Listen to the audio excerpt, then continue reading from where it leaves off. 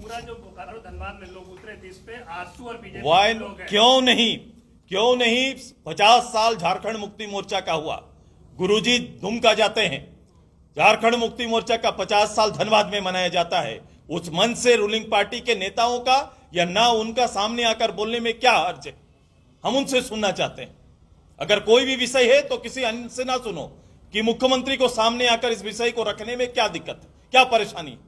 भाषा को लेकर जिस तरह से धनबाद वगैरह में जो माहौल है, मैं आपको ये बता रहा हूँ कि अस्मिता की ओर बढ़ रहा है झारखंड इस तरह से नहीं, ये क्रिएटेड है, लोगों ने इसको क्रिएट किया है और किसी और को दोष नहीं, सरकार ने किया है।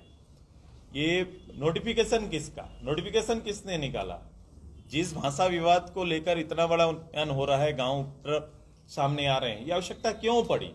क्योंकि झारखंड में गठित सरकार ने ये नोटिफिकेशन निकाला और अभी उन्हीं के मंत्री इस बयान को रिपीट कर रहे हैं, उन्हीं के मंत्री इस बात को बोलते जा रहे हैं। इस पूरे समय में क्या ये उचित नहीं बनता था कि इस पूरे विषय पर झारखंड के मुख्यमंत्री सामने आकर बयान दे?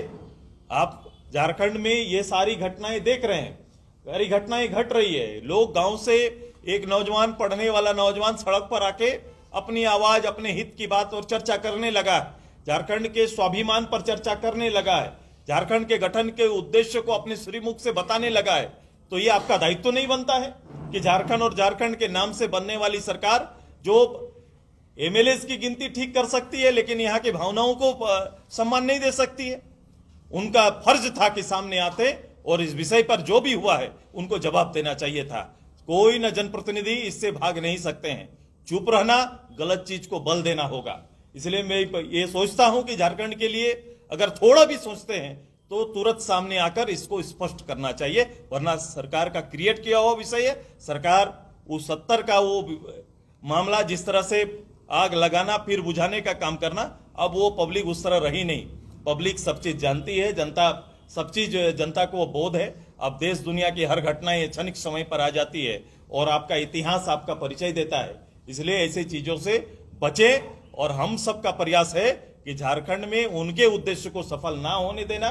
जो उनका उद्देश्य है कि झारखंड में कोविड काल 2 साल उनका बीत गया, 2 साल में जो दायित्व उनका था, जो संकल्प उनका था, जो निश्चय उनका था, जो निश्चय की इतनी बड़ी पोथी जो उन्होंने बना के झारखंड के विश्वास को जीतने का या अपहरण करने का जो काम किया था, आज उस विश्वास तार तार हो रहा है। फिर से उन्हें फैला के लोगों का ध्यान भटकाने की ये कोशिश सरकार की। झारखंड के शिक्षा मंत्री इन दिनों काफी चर्चे में है, पुतला दहन तक किया गया है, क्या कहना चाहेंगे उनके स्टेटमेंट? वो एक चीज और बोल रहे, जब उनका इंटरव्यू कर रहे थे कि सुदेश महतो तो किसी भी बात को खुलकर नहीं बोल रहे, भाषा विवाद है और भोजपुरी मगी का नाम नहीं ले रहे हैं। और जब उनकी सरकार थी तो द्वितीय भाषा में उनकी ही सरकार ने यहाँ पर भोजपुरी मगी और अंगिका को शामिल किया था। शायद शब्द का कोष मेरे पास कम होगा उनकी नज़र में, उनसे तो ये मैं उनके पीछे नहीं जाता। मैं पद का ऑनर करता हूँ, पद का ऑनर करता हूँ और मुझे लगता है कि उस पद का ऑनर उन्हें भी करना है। ऑनर ये करिए कि ये सरकार आपकी है, ये दायित्व आपका है, ये जो भाषा का चिट्ठी निकला ये आपका है।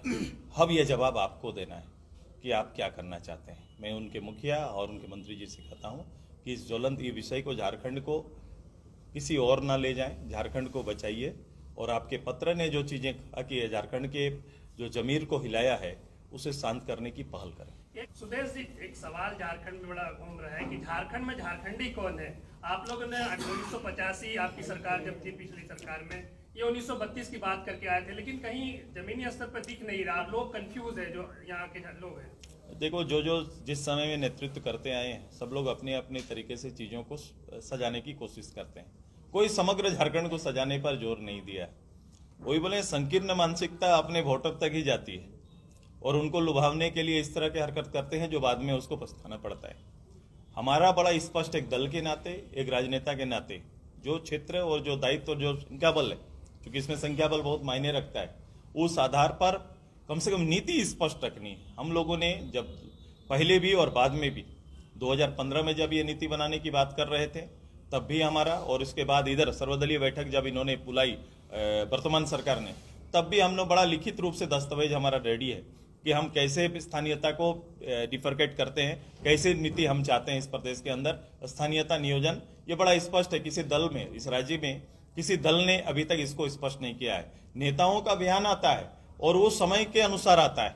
इस तरह के बयान से ना उसके दल के विचार स्पष्ट हो पाते हैं, ना वो इस राज्य को दिशा दे पाते हैं और स्थायित्व इस राज्य के लिए कोई निश्चय कर पाते हैं।